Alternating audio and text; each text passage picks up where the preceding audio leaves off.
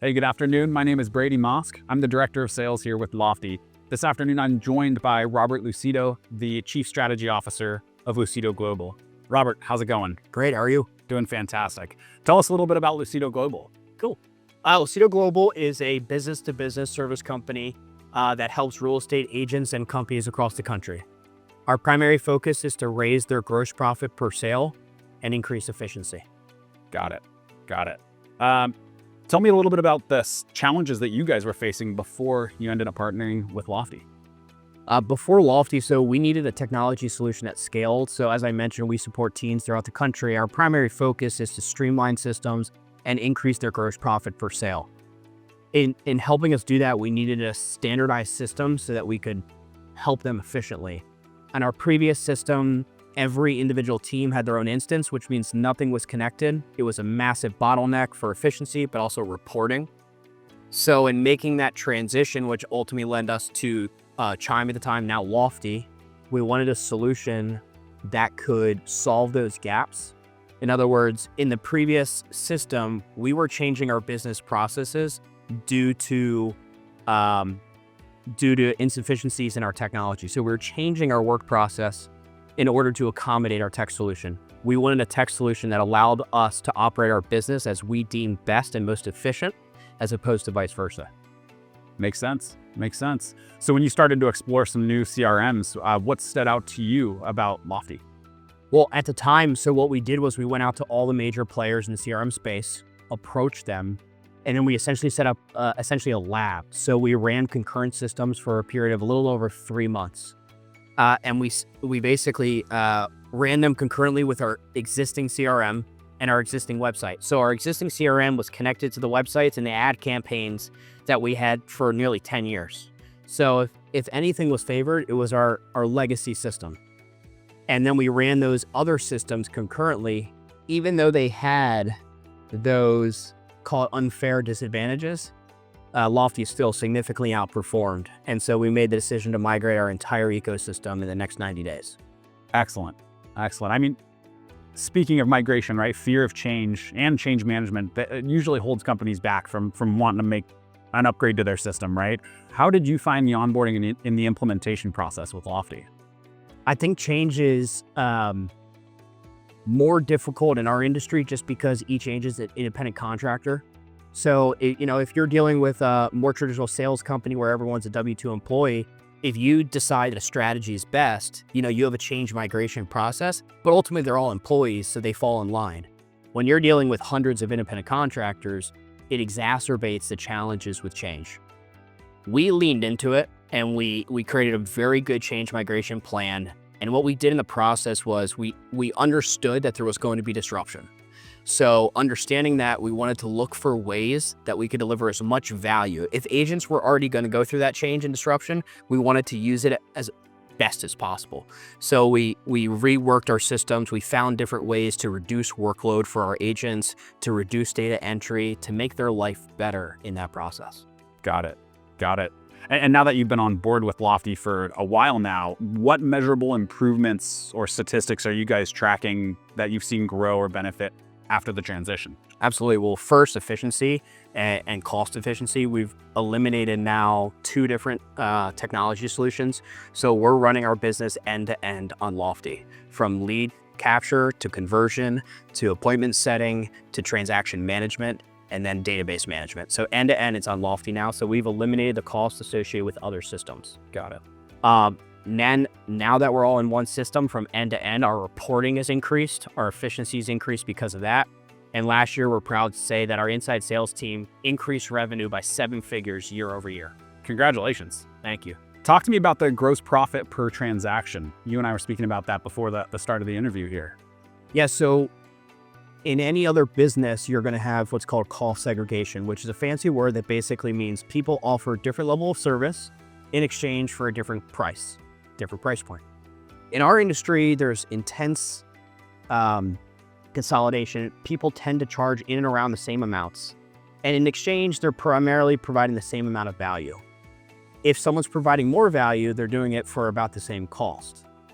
In our mindset, that was a challenge. Our approach is we should charge as much as we can, but never more than we're worth. but we need to charge a lot more than it costs. That's really important in a market that we've been in for the last 3 years with historic low transaction counts. If your goal to make more money is to essentially scale volume, do more transactions, you're swimming against the current now for 3 years at historic low transaction counts. So for every deal that we invest and convert through Lofty, we want to maximize the revenue per sale. And that alone has dramatically changed our profitability over the last 2 years, that focus. Got it. Got it.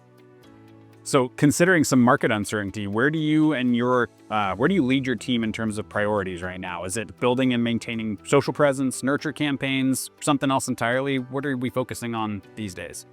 Well, first, it's the gross profit per sale. Sure. We want them, if they can force themselves to charge a higher price point, it forces them to be more valuable. If you're more valuable, you outcompete over time. From the company perspective, our focus is very much there. And then secondly, it's on AI. And we're very focused on aspects of AI right now that will do the work for our admin and for our agents. In other words, as we talked about earlier, dealing with independent contractors, the number one impediment to change and progress is agent adoption. So instead of trying to focus on the tools that require agents to learn and use AI, what solutions can we build? What workflows can we develop that will do the work for them? So we're no longer relying upon agents doing these things for us to achieve that progress. Makes a ton of sense. And that dovetails nicely into the next point, which is how important is it for you when you're choosing technology partners for that company to be AI first and AI driven? Yeah, especially for the average agent that's looking for guidance on how they can use AI to ultimately, all they care about is to generate more revenue, provide for their families and so forth. The average agent isn't an engineer, isn't a technologist, yet they recognize the opportunity in front of them. So they're looking for someone to say, hey, here's the tool that you can plug and play into, and it's gonna help them achieve that outcome. Got it. So for us, we wanted to partner with a company that recognizes the opportunity, has the resources to invest in it, and will provide them those tools to say, hey, it's plug and play. Go achieve your goals, provide for your family, achieve the life you want. Got it. Love it. Love it.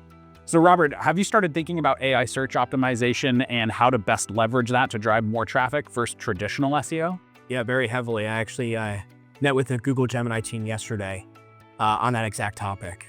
Right now, if someone goes to Google and types in a query, they make a search. Mm-hmm.